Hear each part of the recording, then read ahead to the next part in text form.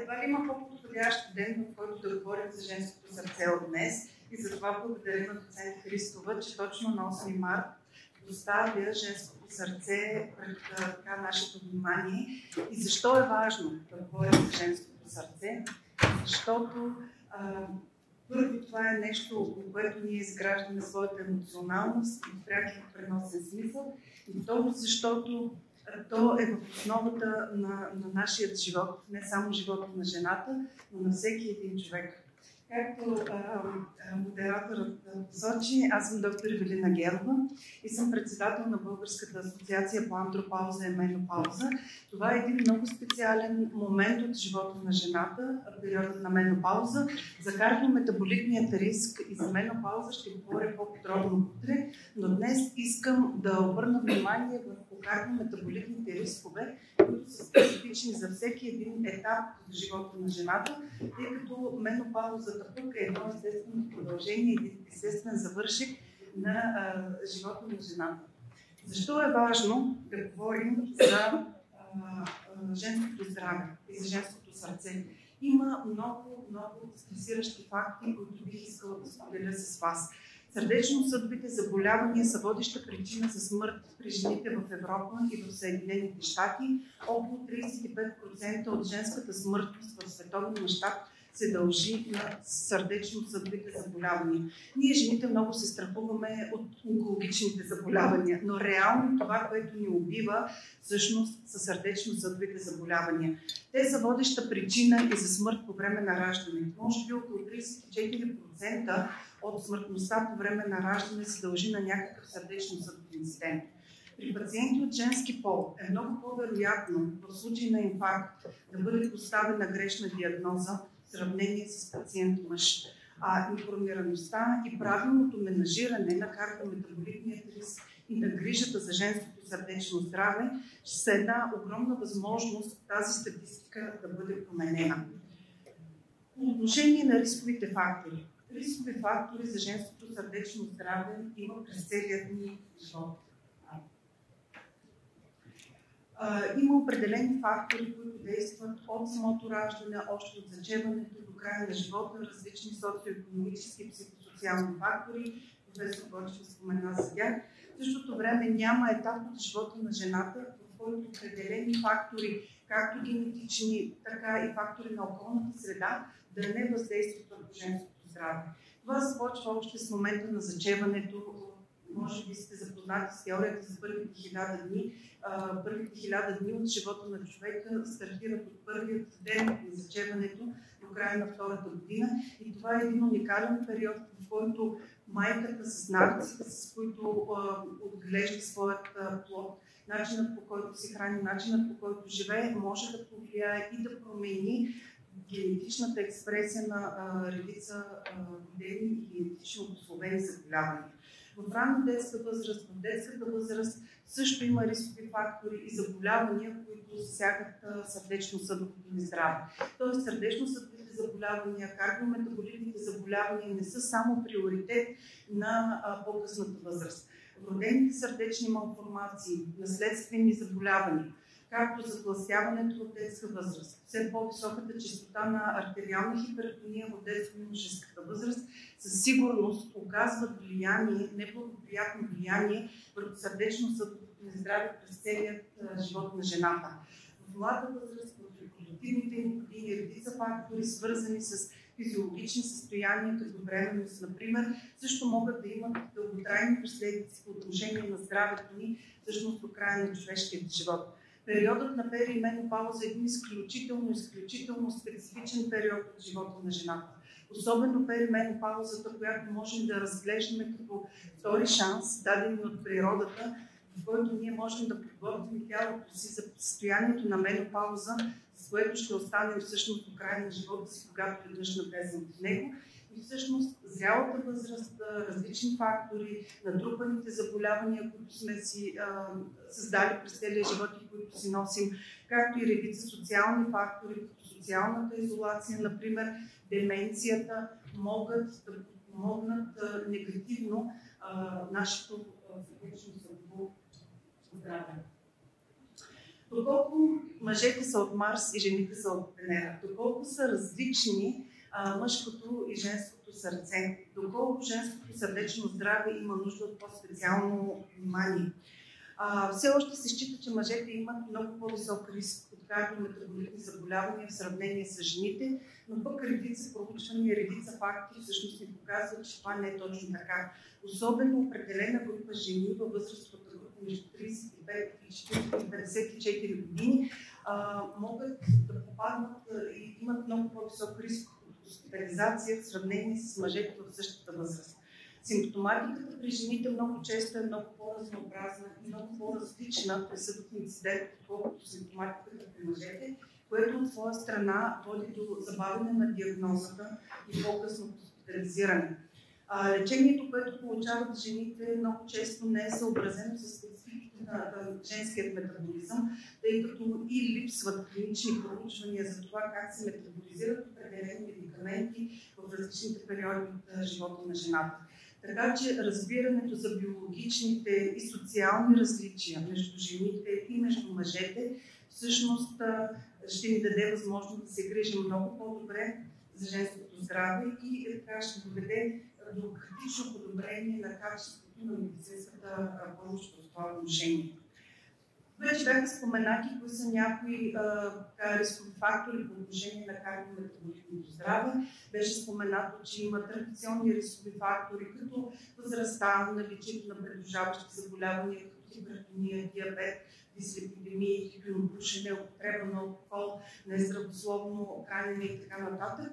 Но заедно с тях, по отношение на сърдечно-съдовото здраве при жената, огромно влияние оказват и редица много специфични фактори, които са свързани с специфичните периоди на бременност, менопауза, приемът на орални контрацептиви. Както беше споменато от някои от преждеговорившите лектори, някои традиционни фактори, като високата кръвна захар, например, и диабетът, имат много по-силен негативен ефект върху сърдечно-съдовото здраве при жените в сравнение с мъжете. Например, при наличие на висока кръвна захар и инсулинова резистентност, рискът от коронарна болест при жените нараства при стойности на кръвната захар от 6,1 ммол на литър, докато при мъжете тази стойност е 7 ммол. Също така, при наличието на диабет, рискът от сърдечно-съдови заболявания е много по-висок при жени поради по-голямото количество висцерална масна тъкан, която се натрупва от тях, по-високото артериално налягане, което обичайно развиват, по-трудното контролиране на глюкозните нива. Също така да не забравяме, че гестационният диабет, който възниква по време на бременност, много често е един от основните фактори за възникване на диабет в по-късна възраст и наличието му многократно всъщност увеличава риска от развитие на диабет. По отношение на специфичните рискове в определени периоди от живота на жената. Бременността, макар и една изключително физиологична такава, себе си носи и крие опасности от развитие както на гестационен диабет, така на прееклампсия, на хипертония и съответно да увеличи риска от развитието на сърдечно-съдова болест. Много често натрупаните килограми, които жените придобиват по време на бременност, си остават вследствие. И това е една така предпоставка за развитие и на метаболитен синдром по-късно и за риск от наднормено тегло.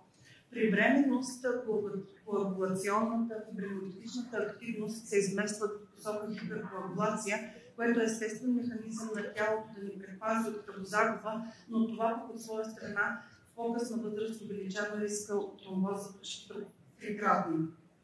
Освен това, жените, които са раждали повече пъти в живота си, колкото и да говорим, че имаме нужда жените да раждат повече и да прекарват повече време в период на бременност и раждане, защото това е добро за тяхното хормонално здраве. Всъщност се оказва, че този тип жени с 5 и повече раждания имат много по-висок риск. 2 пъти по-висок риск да развият сърдечно-съдови заболявания в сравнение с жени, които не са раждали, например. Друг специфичен кардиометаболитен риск носи синдрома на поликистозните яйчници. Това е заболяване, което е може би най-честото заболяване в периода на репродуктивните години. Много често то засяга една на всяка 7 жени и то само по себе си може да бъде разглеждано както като рисков фактор, така и последствие от редица заболявания, които могат да действат самостоятелно.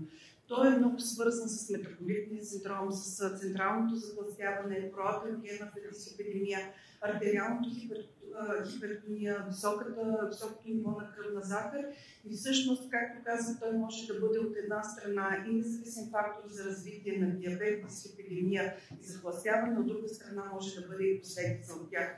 Всички тези фактори действат синергично и водят до ендотелна активация и атеросклероза, която засяга не само жените в по-късна възраст, но и редица по-млади жени.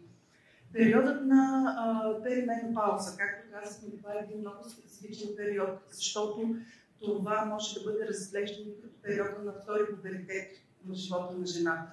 Хормоналните промени, които възникват и хормоналната буря, която се случва в нашия организъм през време на пубертета, се случва още веднъж през периода на перименопауза и съответно в периода на менопауза. Всичко това е свързано с промени в липидния профил, натрупване на килограми, нарушение в глюкозния метаболизъм, така че много често за първи път в периода на перименопауза жените започват да се оплакват от развитие на инсулинова резистентност, от натрупване на килограми, т.е. дори преди това да не са имали такива проблеми, хормоналните промени, които се случват в тях, предразполагат към този тип неблагоприятни ефекти. Ранната менопауза или менопаузата, която настъпва преди 40-та година, както и менопаузата, предизвикана по медицински причини или така наречената хирургична менопауза, особено когато не е придружена с естроген заместваща терапия, също са един от ключовите рискови фактори за кардиометаболитният риск в по-късна възраст. Депресията. Едно състояние, което е много характерно за жените, около 2 пъти честотата му е по-висока в сравнение с депресията при мъжете. Депресията също е едно от тези състояния, които може да бъде разглеждано двупосочно. Тоест, тя може да бъде резултат от определени сърдечно-съдови заболявания или да бъде рисков фактор за развитието на такива. Нарушенията в съня. Нарушенията в съня като резултат от нарушените циркадни ритми и от действието на определени фактори, които действат като ендокринни дизруптори, всъщност водят не само до повишаване от риск от сърдечно-съдови заболявания, но то се свързва и с много други заболявания, като гастроинтестинални заболявания, депресивни състояния и така нататък. За тютюнопушенето и алкохола вече беше говорено много често. Всъщност не мога да се сетя за състояние, за което тютюнопушенето да не е рисков фактор, така че със сигурност не можем да намерим нищо позитивно в този акт. Но целенасоченото мислене, за това да не смятаме, че ако използваме устройства, които не са традиционни, са различни от традиционните цигари, ние минимализираме риска. Това не е така. Първо проучванията ще доказват и ще показват дали има правда в тези твърдения. И не на последно място, по-благословената социална роля или това са социалните фактори, които действат в ежедневието на жената и които са свързани с това да се грижим за семейството, в същото време да градим кариера, да бъдем социално активни, да бъдем професионално активни, допринасят в немалка степен и за развитието на определени кардиометаболитни заболявания. Така че, когато говорим за сърдечно-съдовият риск при жените, е важно, изключая чисто медицинските показатели и медицинските параметри, да включим в тази оценка и една история на женския живот, като започнем от първата поява на менструалния цикъл, дали е настъпил рано, дали е закъснял, особеностите свързани с състояние като бременност, дали е имало прееклампсия, преждевременно раждане, загуба на плод, дали жената е страдала от синдром на поликистозните яйчници, наличието на автоимунни заболявания, депресия или посттравматичен шок. Всички цялата тази информация може да ни даде възможност да направим една изключително по-обширна и по-адекватна оценка на риска за сърдечно-съдовото оставане на пациентите. И тъй като рискът си е риск, но ние сме тук като специалисти да работим в посока превенция и да минимализираме тези рискове, да помогнем на нашите пациенти как да се справят с всички тези рискове. Ще спомена няколко думи за тях. Казахме, че има традиционни рискови фактори, като възраст, наднормено тегло, хипертония, диабет и така нататък. Както има традиционни рискови фактори, така има изключително традиционни мерки, които можем да предприемем, за да ги овладеем. И това са базови неща.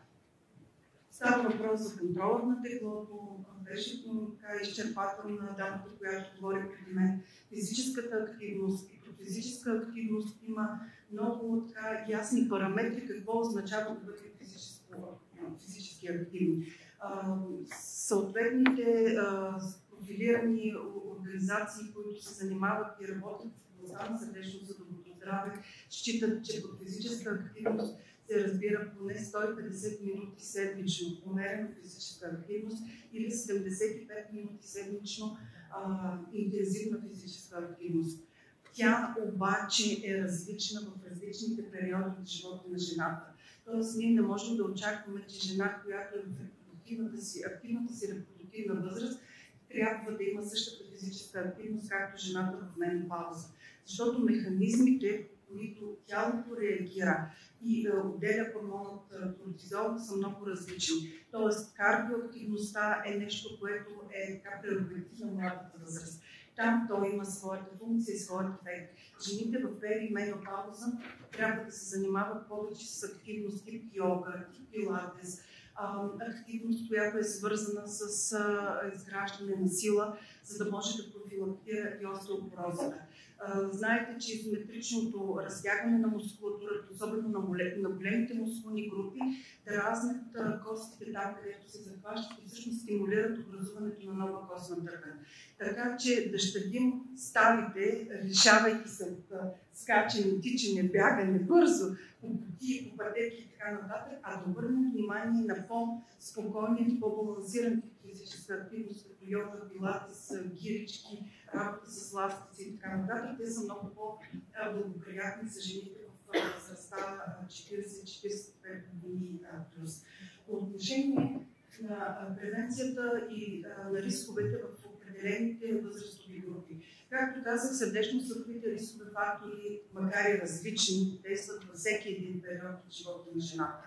По отношение на детската възраст, на юношеската възраст, от особено ключово значение е ранното диагностициране на вродени сърдечни заболявания и наличието на фамилна обремененост, тъй като те имат значима разлика по отношение изхода от всяко едно такова заболяване. Ако рискови фактори като хипертония, хиперлипидемия, нарушение в глюкозния толеранс възникнат в детска възраст, колкото по-рано възникват, толкова по-тежка е прогнозата за дългосрочното здраве в живота на жената, в сравнение с това, тези фактори се проявят по-късно. Скринингът при деца и юноши за сърдечно-съдови рискови фактори е важен не само за да предотвратим на време и да направим профилактика, а за да можем да имаме времето да изградим здравословни навици в младите жени. И мъже, разбира се. По отношение на рисковите фактори и превенция по време на бременност. Този период е идеалната възможност, в който можем да направим и скрининг и да предвидим какви са рисковете за дългосрочното здраве на жената, не само по време на бременността и до края на бременността, а какви са рисковете, част от тях да бъдат прехвърлени и в периода след бременността и след раждането.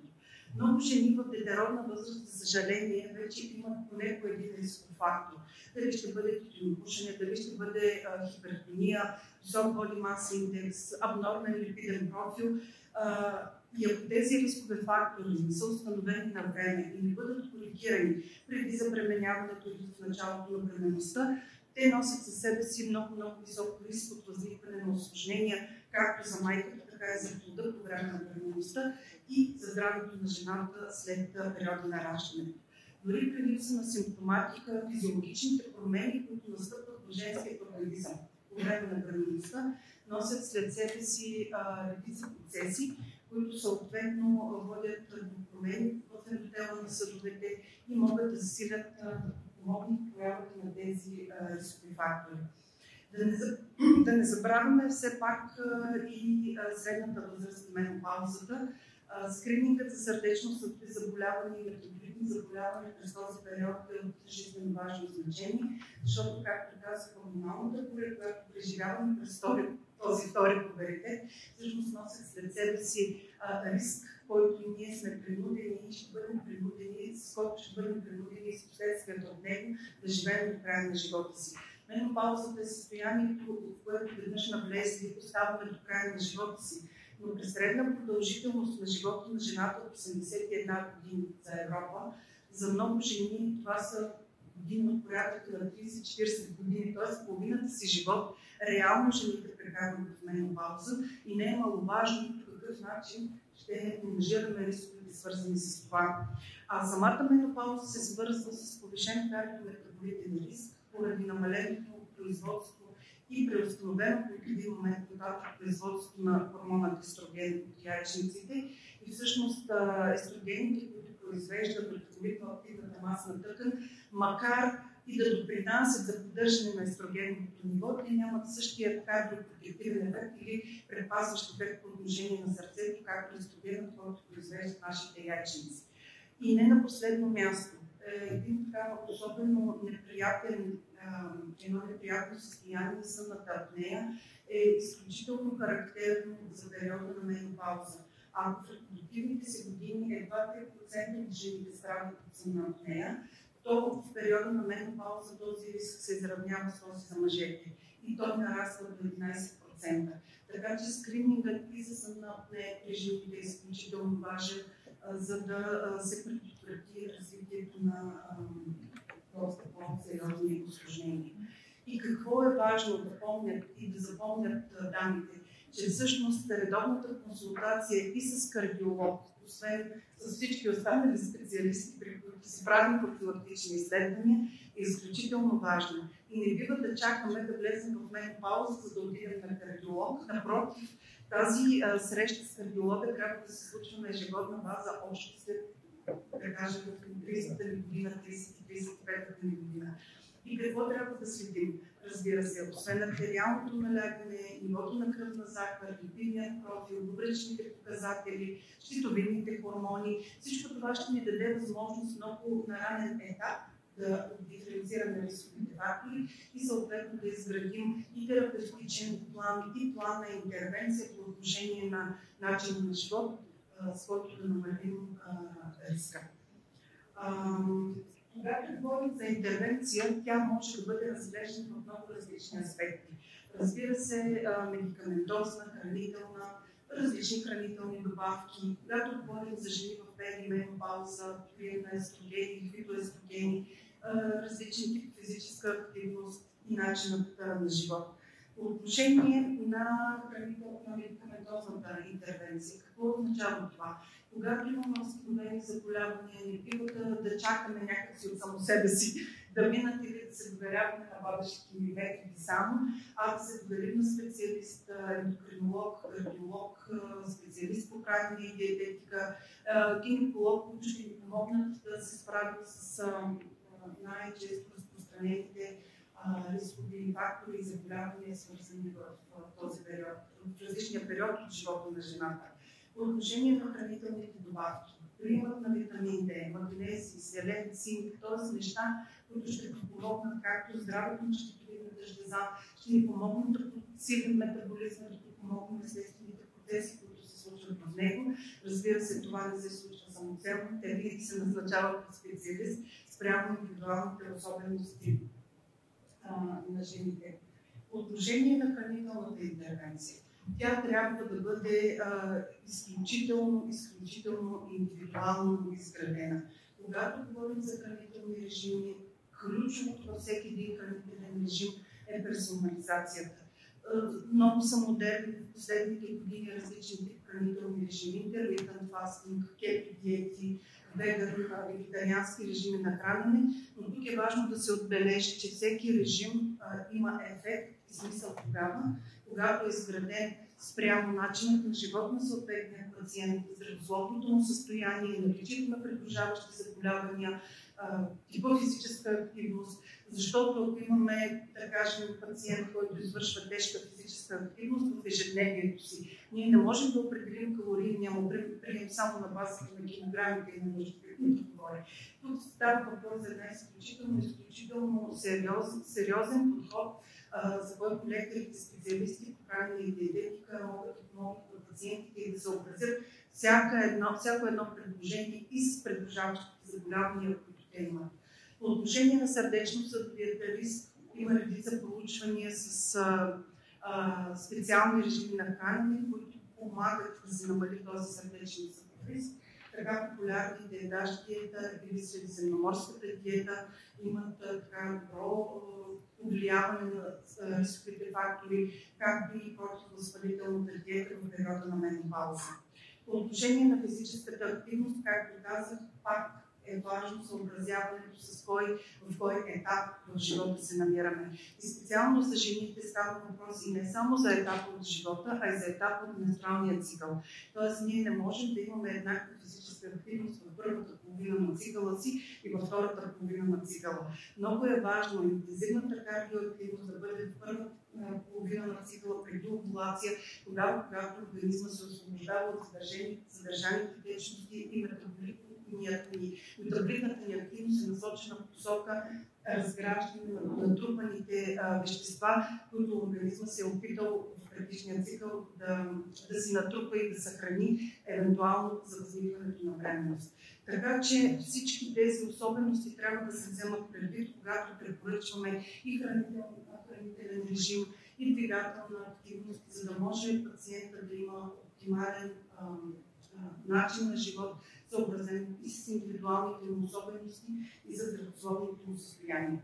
И не на последно място начинът на живот. По начин на живот какво разбираме? Да имаме изключително внимателно изграден баланс на бодрстване и сън. Сънят е изключително важен, хигиената на съня е изключително важна, за да се осигурим пълноценен сън. Техники за справяне с стреса. Няма да повтарям това, което госпожата Микова каза, защото много така изчерпателно и много нагледно ни го обясни. Мисля, че за всички стана ясно какво означава и какви варианти можем да имаме за техника за справяне с съня. Грижата за психичното ни здраве, защото, както казахме, депресията е един от рисковите фактори, които повишават кардиометаболитния риск, балансираната диета, физическата активност, редовните профилактични прегледи са все неща, които могат да ни помогнат да имаме един холистичен подход към женското си здраве и към здравето на сърцето.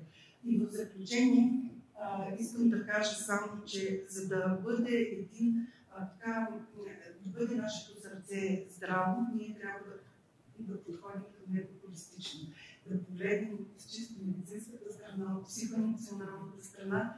Преди време имаше една песен "Ти сърце си ми приятел", ако се спомняте, и моят призив към вас е: бъдете най-добрият приятел на сърцето си, и то ще ви се благодаря. Честит празник!